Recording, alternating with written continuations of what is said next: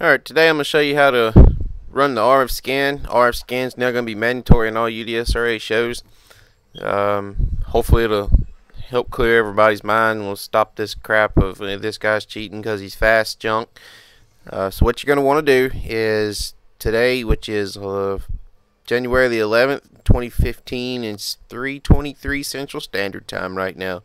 You will fixing to be able to update your SimSync. And whenever it is available to be updated, you will launch your SimSync. For some reason it's taking mine a second to come up. Once it's up, you run it. Mine shouldn't give me anything because my system should already be fully updated. Once it's completed, you close this out, and then you will open your rFactor folder. Go to your computer. Should be your C drive unless you have it installed somewhere else. If you don't have an x86 program folders, you go to your original program folders, but if you are on a 64-bit, you go in here. You find your rFactor folder. You will now see that there is an RF scan folder here. You will click it. You will look inside here. There should only be, whenever you get yours, four log files here, or 3, and the application. You will right click the application and send it to your desktop unless you feel like going through this process every time of opening up rFactor folder and finding this. But anyway, simple enough to send it to your desktop. Create you a shortcut, and bam, there you have your shortcut. Once you have your shortcut on the desktop, there is no reason to keep this folder open. Close it. Right click this, go to your properties. You will go to compatibility, make sure it's being ran as administrator, click OK. When it comes race time, be sure you run your rFactor pretty much every time you launch your game now through RF scan. That way you do not forget that you're not running it through RF scan. It has to be ran through RF scan for the game to make the log files of the files that are being going on. If you do not send a log file in, there will be no excuses. It will be just an automatic DQ for the night. And if there was any prizes or points or whatever the case may be, you just won't get any of it. If once you get make sure it's all working and you launch the program, you're going to want to find your player name here. Open your player name. Make sure you got your proper rFactor version selected here. I don't have this checked. DLM has a video up, and I will post a link to it for you to better understand some of the options and stuff here that they have. Once you have your version selected, you have your player name selected, you will run rFactor, and whenever you close rFactor, after the races is over, you will click this send log,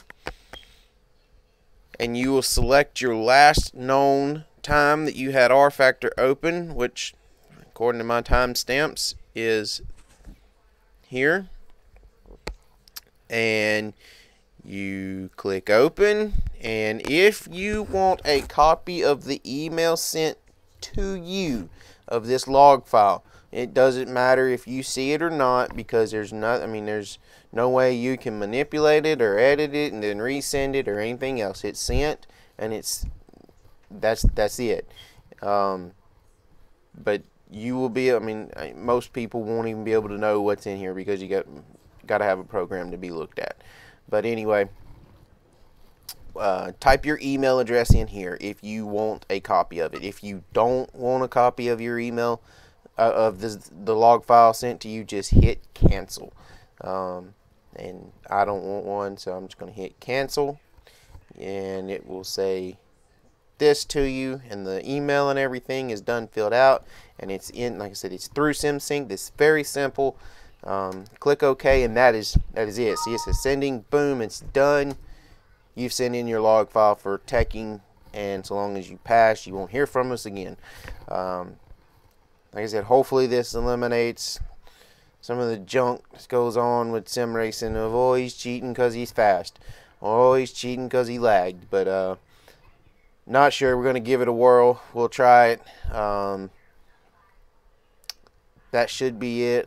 Very, very simple. There's nothing complex or hard about this. Just make sure you run rFactor through the RF scan at all times. It's just a good habit to get into. That way you don't forget it and accidentally do not send in a log file. With no log file, it's just like you wasn't there to us that night, even if you won the race. So make sure you got this going. Any questions, message us on Facebook, and hopefully that's it. Catch you. Hey everyone, I'm going to show you how to make sure your AI files are working correctly. Big thank you to Tony Aslan for helping us, or actually not helping, he done all of the AI work to get the cars driving correctly and functioning right for everyone. If y'all see him around, make sure and give him a big shout out. Without him, y'all would not have this to play with. But basically what you're going to want to do when you launch your game, you come here, go to weekend. Some tracks are better than others. I advise sticking to just the BRL Sprint Tacky and some of the BRL Sprint Slick tracks. I mean, you have plenty of tracks to choose from here. Trial by fire on your own, I guess. If you like a track, let us know. We'll post it up for people to play with. We will not be hosting any of these tracks through our SimSync. All of these tracks can be found on Sprint Cars Online.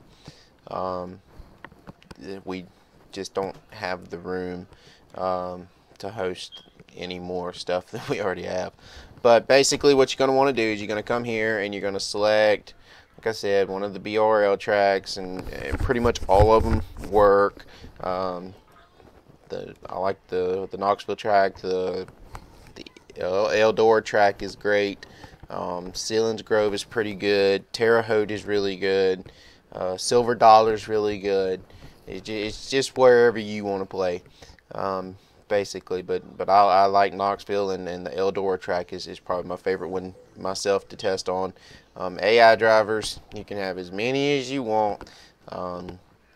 I tend to stick with 16 to 20 car field. It's personal preference. This thingy here, if you're not gonna qualify, it tells you, where you're gonna line up, and I always like starting in the back. And these boxes up here, if you want to practice or not, qualify or not, or if you just want to warm up or not, or if you don't want to do any of it, you just load it and then you click race. It's just like a quick race function like that. Make sure you have your start type set to rolling. That way you always start with rolling starts. I've found it a couple tracks are at standing starts. All this other stuff, it's pretty self-explanatory. Run with fuel on, tires on, whatever you like. I'm not sure if the AI cars have tire wear or not, so I've just been playing with them with it off. Same thing with the fuel usage and stuff. The way I'm not sure if it works or not. And then of course your damage, if you want damage, how aggressive you want the other cars to be, and how strengthful, or the strengthful the strength of the computer cars. A lot of people are like, oh, it needs to be 120%. Well, 120%, they're pretty difficult, as in you run around and last most of the time. About 100% is about what you would find in a competitive UDSRA league event, as far as how fast you need to be. I play with it on about 90% just so it's fun. And vehicle filters, make sure that you only have the ASCS 360 Sprints AI checked. Do not have both checked, just this. And it only allows just the ASCS cars that are in game to be on the track. That way it looks like a regular video game. instead of 9 million individual cars, and it just looks better. But anyway, make sure you have just this box checked. And then other than that, you're going to go load. And whenever it gets done loading, you do your setup work or whatever you need to do in the garage. And they're kind of hard to see. We was never intending on them being really used or whatever, but if you hover over it, they're pretty easy to see. But when you're in here, if you're in practice mode or whatever, and you want to go to the qualifying session, or if you want to go to the warm-up session, or if you just want to skip right to race, it's hard to see, but right here is the button you'll click. It says next session, and then, or if you're in a qualifying deal and you want to finish that session, finish session. Here's if you crash out and you want to restart race, restart weekend. You can do as much or whatever. Sometimes the cars are, you got to watch them on pace laps. They want to like stop suddenly sometimes, especially whenever they're behind the pace car. And I also advise turning cautions off and just racing it without cautions, because it seems like the tracks are not working very well with the cars with cautions. They end up slowing down too fast and whatever. And I'm sure Tony is working on all that as well. But to get this out for y'all to play with, and hopefully, you know, grow our mod more.